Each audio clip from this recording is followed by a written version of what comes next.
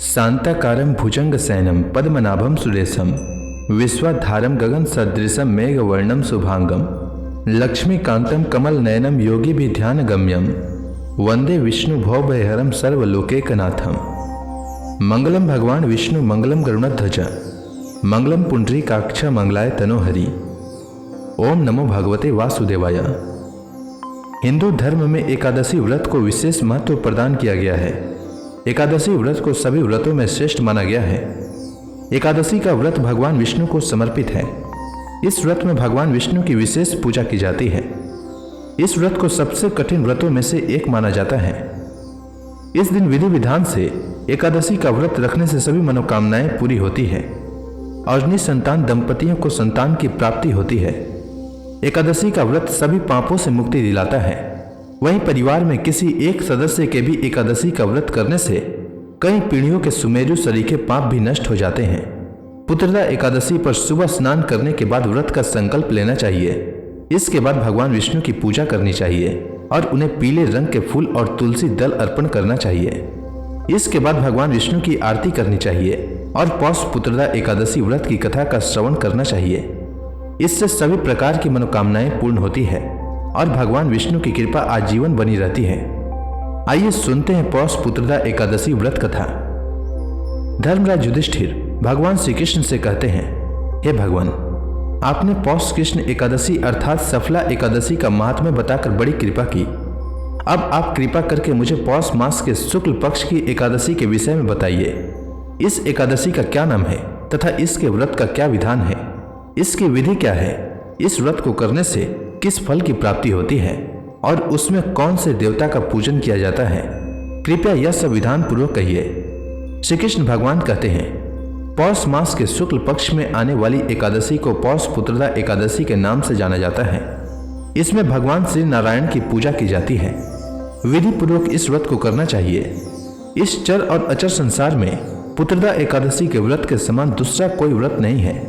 इसके पुण्य से मनुष्य तपस्वी, विद्वान और लक्ष्मीवान होता है। इसकी मैं एक कथा कहता हूँ, सो तुम ध्यान पूर्वक सुनो। भद्रावती नामक नगरी में सुकेतुमान नाम का एक राजा राज्य करता था। उसके कोई पुत्र नहीं था। उसकी स्त्री का नाम सैव्या था। वह निपुत्री होने के कारण सदैव चिंतित रहा करती थी। राजा के पितर भी रो रो कर पिंड लिया करते थे और सोचा करते थे कि इसके बाद हमको पिंड कौन देगा। राजा को भाई, बांधव, धन, हाथी, घोड़े, राज्य और मंत्री इन सब में से किसी से भी संतोष नहीं होता था। वह सदैव यही विचार करता था कि मेरे मरने के बाद मुझको कौन पिंड दान करेगा। बिना पुत्र के पितरों और देवताओं का ऋण मैं कैसे चुका सकूंगा। जिस घर में पुत्र न हो उस घर में सदैव अंधेरा ही रहता है। इसलिए पुत्र उत्पत्ति के लिए प्रयत्न करना चाहिए। जिस मनुष्य ने पुत्र का मुख देखा है वह धन्य है। उसको इस लोक में यश और परलोक में शांति मिलती है, अर्थात उसके दोनों लोक सुधर जाते हैं। पूर्व जन्म के कर्म से ही इस जन्म में पुत्र, धन आदि प्राप्त होते हैं।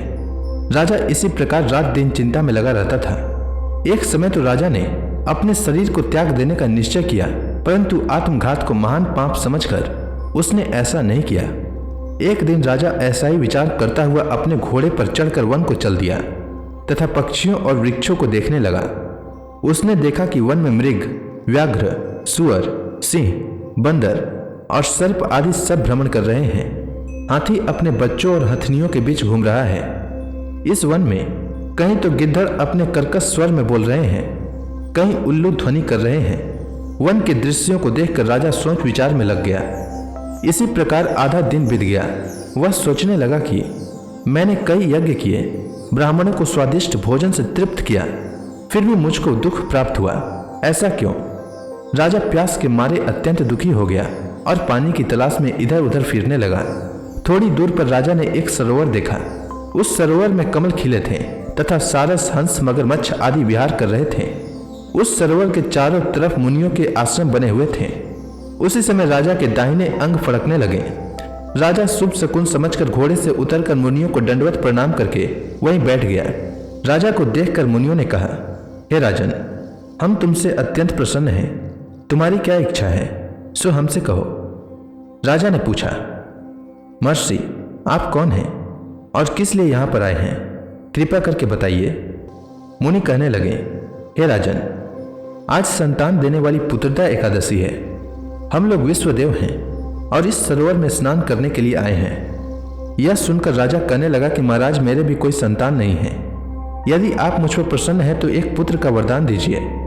मुनि बोले, हे राजन, आज पुत्रदा एकादशी है, आप अवश्य ही इसका व्रत करें। भगवान की कृपा से अवश्य ही आपके घर में पुत्र होगा। मुनि के वचनों को सुनकर राजा ने भी उसी एकादशी का व्रत किया और द्वादशी को उसका पालन किया। इसके पश्चात मुनियों को प्रणाम करके अपने महल में वापस आया। कुछ दिन बीतने के बाद रानी ने गर्भ धारण किया और 9 महीने के पश्चात उनके एक पुत्र हुआ।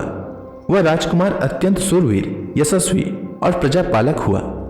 श्री कृष्ण भगवान कहते हैं, हे राजन, पुत्र की प्राप्ति के लिए पुत्रदा एकादशी का व्रत करना चाहिए। जो मनुष्य इस महात्म्य को पढ़ता या सुनता है उसे अंत में स्वर्ग की प्राप्ति होती है। तो प्रेम से बोलिए भगवान विष्णु की जय, श्री कृष्ण भगवान की जय, समस्त देवी देवताओं की जय। अब आप सभी भक्तगण हाथ जोड़कर भगवान श्री हरि का ध्यान करें। आरती होने वाली है।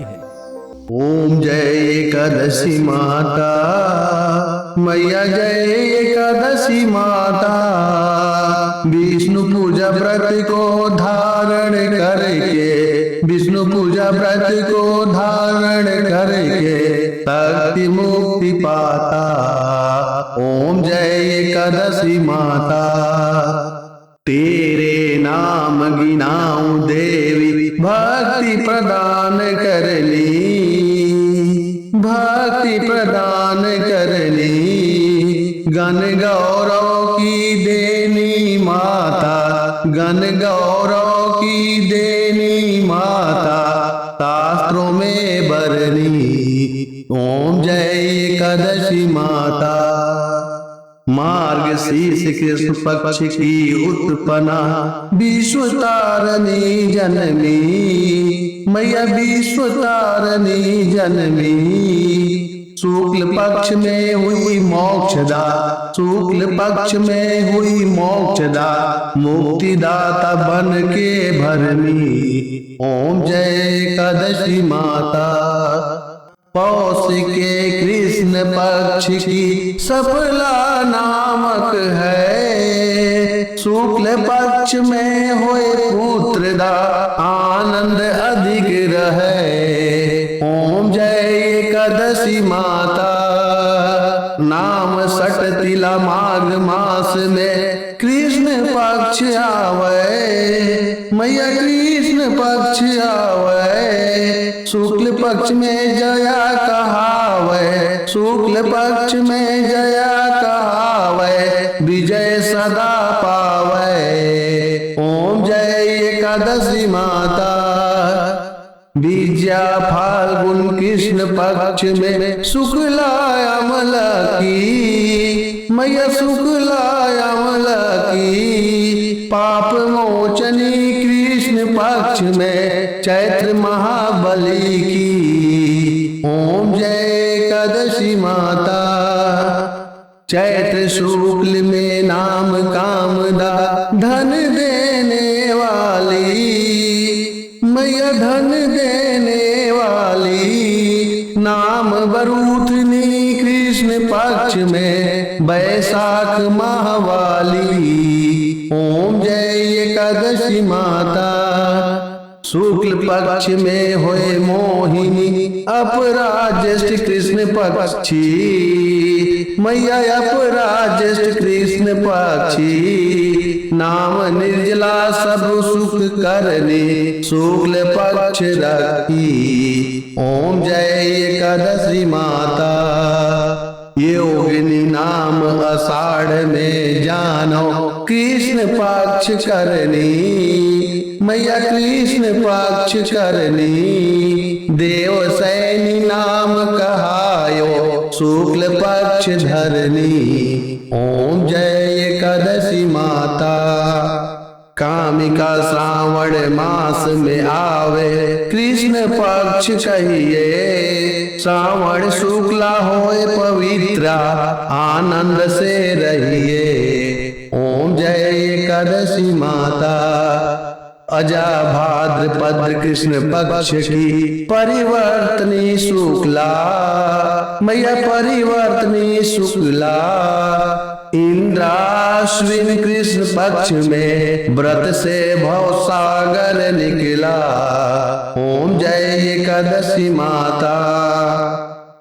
पापांकुश है शुक्ल पक्ष में आप हरणहारी, मैया आप हरणहारी। रमा मास कार्तिक में आवे सुखदायक भारी। ओम जय एकादशी माता। देवोत्थान शुक्ल पक्ष की दुख नाशक मैया, पावन मास में करो विनती पार करो नैया। ओम जय एकादशी माता। परमा कृष्ण पक्ष में होती जन मंगल करनी, मैया जन मंगल करनी। शुक्ल मास में होए पद्मिनी दुख दरिद्र हरनी। ओम जय एकादशी माता। जो कोई आरती एकादशी की भक्ति सहित गावे, मैया भक्ति सहित गावे। जन गुरु दिता स्वर्गवासा निश्चय वह पावे। ओम जय एकादशी माता। तो प्रेम से बोलिए विष्णु भगवान की जय, माता लक्ष्मी की जय।